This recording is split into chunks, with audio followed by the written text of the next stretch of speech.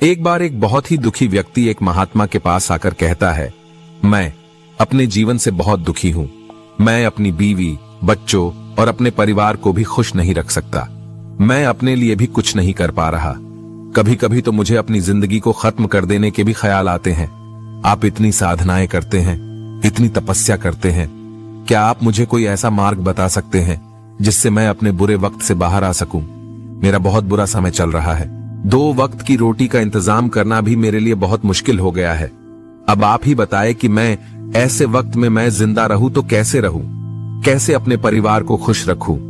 कृपया करके कोई साधारण सा तरीका बताने की कृपा करें ताकि मैं आसानी से समझ सकूं, क्योंकि मैं बहुत पढ़ा लिखा नहीं हूं। अगर आप बड़ी से बड़ी ज्ञान की बातें करेंगे तो शायद मैं कभी समझ भी नहीं पाऊंगा।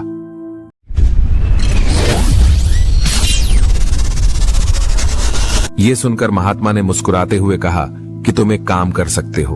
फिर महात्मा ने सामने की ओर इशारा करते हुए कहा कि उस ऊंची पहाड़ी पर एक मंदिर है और उस मंदिर के पास चींटियों का एक घर है जहां पर हजारों चींटियां रहती है।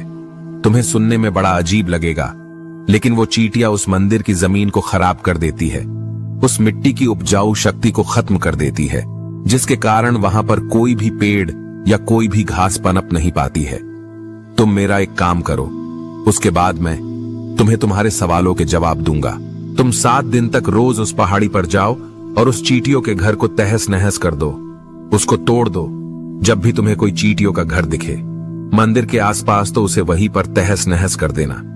लेकिन याद रहे, घर को तोड़ने में कोई भी चींटी मरनी नहीं चाहिए। इस बात को समझने का प्रयास करते हुए वो युवक वहां से चला गया। शायद उसको कुछ समझ में नहीं आया था कि महात्मा जी ऐसा क्यों करवा रहे हैं।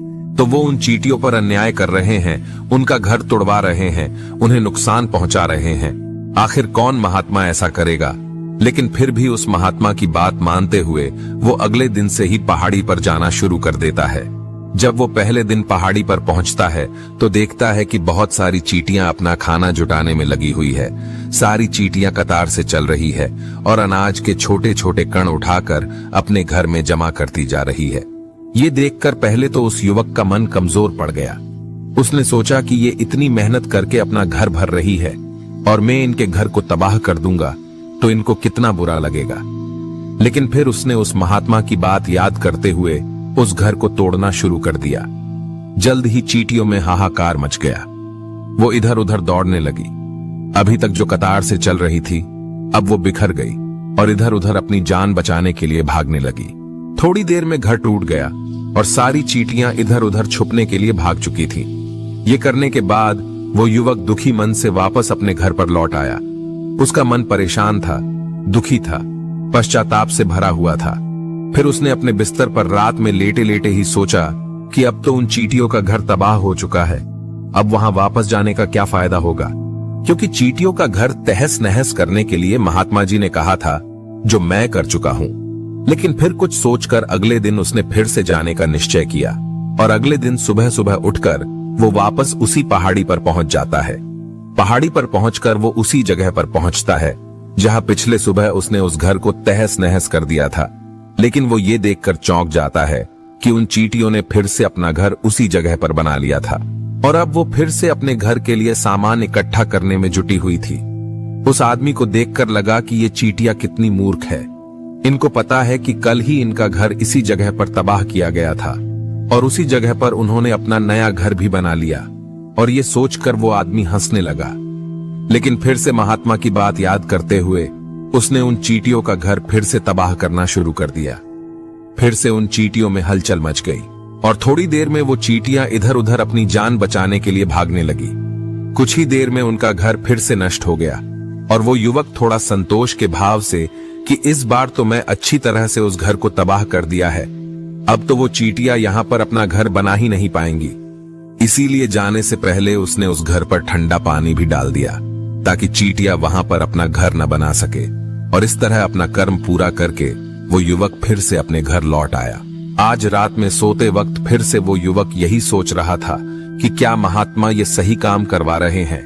क्या किसी का घर तबाह करना किसी सिद्ध पुरुष को शोभा देता है? क्या हो अगर वो महात्मा सिद्ध पुरुष हो ही ना, क्या होगा अगर वो मुझे बेवकूफ बना रहे हो? लेकिन फिर उसने निश्चय किया कि मैं अपने काम को पहले पूरा कर लेता हूँ, उसके बाद ही पता चलेगा कि महात्मा मुझे से ऐसा क्यों करवा रहे थे। और यही सोचकर वो रात में सो जाता है। अगले दिन सुबह उठकर वो फिर से उसी पहाड़ी की ओर निकल जाता है। पहाड़ी पर पहुंचकर वो उसी जगह पर पहुंचता है जहां पर उसने उनके घर को तबाह कर दिया था, और वो ये देखकर खुश हो जाता है कि वहां पर कोई भी घर नहीं था। सारी चींटियां वहां से भाग चुकी थी। अब उसने सोचा कि अब मेरा रोज रोज आने का क्या फायदा होगा, क्योंकि चींटियां तो अपना घर बदल चुकी है और महात्मा जी ने मुझे 7 दिन आने के बाद कहा था, लेकिन आज तो तीसरा ही दिन है। अब बाकी 4 दिन वापस आने का क्या फायदा होगा। और यही सोचकर उसने निश्चय किया कि यहां से वो सीधा उसी महात्मा के पास जाएगा और उनको ये सारी खबर बता देगा। जब वो वापस मुड़कर उस पहाड़ी से उस महात्मा की कुटिया की तरफ जाने लगा, तभी अचानक उसकी नजर एक और घर पर पड़ी जो कि चींटियों का ही बनाया हुआ था। मतलब कि वो घर चींटियों ने ही बनाया था और अब वो चींटियां नए घर में वास कर चुकी थी। ये नया घर उनके पुराने घर से थोड़ी ही दूरी पर था। और जब उसी युवक की नजर उस घर पर पड़ी तो उसने सोचा कि शायद महात्मा को पता था कि ये चींटियां अपना घर यहां से बदलकर किसी दूसरी जगह पर बना लेगी, इसीलिए उन्होंने मुझे 7 दिन आने के बाद कहा था। और ये विचार करके वो उनका नया घर भी तोड़ने के लिए पहुंच जाता है। जब वो वहां पहुंचा तो चींटियां उसी तरह अपने कार्य में लगी हुई थी। वो अपने लिए खाना इकट्ठा कर रही थी और अपने घर में जमा कर रही थी। जब पुराना घर टूटा था, वहां भी अनाज के कण बचे हुए थे और चींटियां वहां से भी अनाज इकट्ठा कर करके वापस अपने नए घर में ला रही थी। अब यहां पर फिर से युवक का मन थोड़ा कमजोर पड़ गया, क्योंकि वो खुद भी कमजोर था, खुद भी वक्त का मारा हुआ था। इसीलिए उसके मन में उन चींटियों के प्रति दया का भाव उमड़ रहा था। उनके ऊपर उसे दया आ रही थी। वो चाहता था कि उनकी मदद करे, लेकिन वो उल्टा उनको नुकसान पहुंचा रहा था। लेकिन उस महात्मा की बात को याद करते हुए उसने फिर से उस घर को तोड़ने का निश्चय किया और उसने इस बार बड़ी ही सावधानी के साथ बिना किसी चींटी को कोई नुकसान पहुंचाए वो घर तबाह करना शुरू कर दिया। वक्त थोड़ा ज्यादा लगा, क्योंकि किसी भी चींटी को नुकसान न पहुंचने की शर्त महात्मा ने पहले ही रखी थी। इसीलिए उसको बड़ी सावधानी के साथ उन घरों को तबाह कर रहा था। लेकिन आखिरकार उसने उस घर को भी तबाह कर दिया। और उस घर को तबाह करने के बाद वो बड़े ही दुखी मन से, इस बार वो पहले से भी ज्यादा दुखी था, क्योंकि उसने उनका नया घर भी तोड़ दिया था। वो उन चींटियों को बसने ही नहीं दे रहा था और वो अब अपने आप को शैतान या दानव समझने लगा था। लेकिन फिर भी उस महात्मा की बात को मानते हुए वो अपने घर पर दुखी मन से वापस आ गया। रात में सोने से पहले एक बार उसने फिर से सोचा कि मैं कितना बड़ा शैतान हूं, कितना बड़ा दानव हूं। पुराना घर तो छोड़ो, मैं उन चींटियों को कहीं भी बसने के लिए कोई जगह ही नहीं दे रहा हूं। वो चींटियां मेरे बारे में क्या सोचती होगी? वो कितना बड़ा दानव होगा उस परमात्मा को जो मेरे द्वारा ये काम करवा रहा है। लेकिन फिर भी उसने अगले दिन जाने का निश्चय किया और अगले दिन सुबह सुबह वो फिर से वहां पर पहुंच गया। वो ये देखकर फिर से आश्चर्यचकित रह जाता है कि इस बार चींटियों ने एक और नई जगह पर अपना घर बना लिया था। वो तो पहले से भी ज्यादा ऊर्जा के साथ काम कर रही थी और उन्होंने एक रात में पहले से भी बड़ा घर बना लिया था और अब वो फिर से अपना अनाज और खाना इकट्ठा करने में जुटी हुई थी। ये देखकर उस आदमी को लगा कि ये चींटियां किस मिट्टी की बनी हुई है। मैं उनको बार बार यहां से भगाने की कोशिश कर रहा हूं और ये वहीं पर अपना घर बना लेती है। क्या इनको पता नहीं है कि मैं यहां पर कभी भी बसने नहीं दूंगा? ये चींटी है, दिखने में इतनी छोटी है, लेकिन फिर भी ये मुझसे हार नहीं मान रही है। बड़ी ताज्जुब की बात है। और इस बार उसने गुस्से में उस घर को तहस नहस करना शुरू कर दिया। लेकिन इस बार तहस नहस करते हुए कुछ चींटियां वहीं पर मर गई, उसके पैरों तले कुचल दी गई। कुचलने के बाद जब वो अपने अहंकार से बाहर आया तो उसने देखा कि गुस्से में उसने उन चींटियों को कितना क्षति पहुंचा दी है। उसका मन पश्चाताप से भर गया और वो रोता हुआ अपने घर की तरफ बढ़ गया। रात में सोते वक्त उसने सोचा कि मैं उन चींटियों पर बहुत ज्यादा अत्याचार कर रहा हूं, अब इससे ज्यादा अत्याचार मैं नहीं कर पाऊंगा। और यही सोचकर वो अगले दिन उन चींटियों के लिए अपने घर से थोड़ा आटा लेकर उसी पहाड़ी पर पहुंच जाता है। आज उसके मन में उन चींटियों के प्रति श्रद्धा का भाव था, दया का भाव था। आज वो उनकी मदद करना चाहता था। और जब वो वहां पर पहुंचा तो चींटियां फिर से अपने नए घर को बनाने में जुटी हुई थी। उसने बड़े ही करुणा के साथ उन चींटियों को अपना लाया हुआ आटा खिलाया। अगले 7 दिनों तक वो ऐसा ही करता रहा। वो रोज सुबह जाता, उन चींटियों को अपने हाथों से आटा खिलाता। 7 दिन के बाद वो युवक उस महात्मा के पास पहुंचकर हाथ जोड़कर बोलता है कि हे महात्मा जी, मुझे माफ कर देना। मैंने उन चींटियों का घर तबाह करने के लिए बहुत कोशिश की। मैंने उनका घर तबाह किया भी, 1 बार नहीं 4 बार मैंने उनका घर तोड़ा। उसके बाद मैं हिम्मत नहीं कर पाया, उनके घर को नहीं तोड़ पाया। मैं समझ सकता हूं कि मैं आपका काम पूरा नहीं किया और इसके बदले आप मुझे तरीका भी नहीं बताएंगे जो कि मुझे मेरे बुरे समय से बाहर निकाल सकता है, लेकिन मुझे इसका कोई परवाह नहीं है। मुझे लगता है कि मैंने जो किया वो सही किया, इसीलिए मैं आपसे आज्ञा लेकर वापस जा रहा हूं। कृपया मुझे वापस अपने घर जाने की आज्ञा दीजिए। ये सुनकर महात्मा ने मुस्कुराते हुए कहा कि अरे बेटा, कहां चल दिए? रुको तो सही, जलपान तो कर लो, थोड़ी देर ठहर जाओ, उसके बाद चले जाना। और ये कहकर वो महात्मा उस युवक के लिए पानी लेकर आते हैं। पानी पिलाने के बाद महात्मा उस युवक से पूछते हैं कि तुम मुझे ये बताओ कि आखिर तुम उन चींटियों का घर तबाह क्यों नहीं कर सके? वो चींटियां तो छोटी है और तुम इतने विशालकाय हो, फिर भी तुम उन छोटी छोटी चींटियों का घर तबाह नहीं कर पाए। कहां है तुम्हारी शक्ति, तुम्हारा बाहुबल?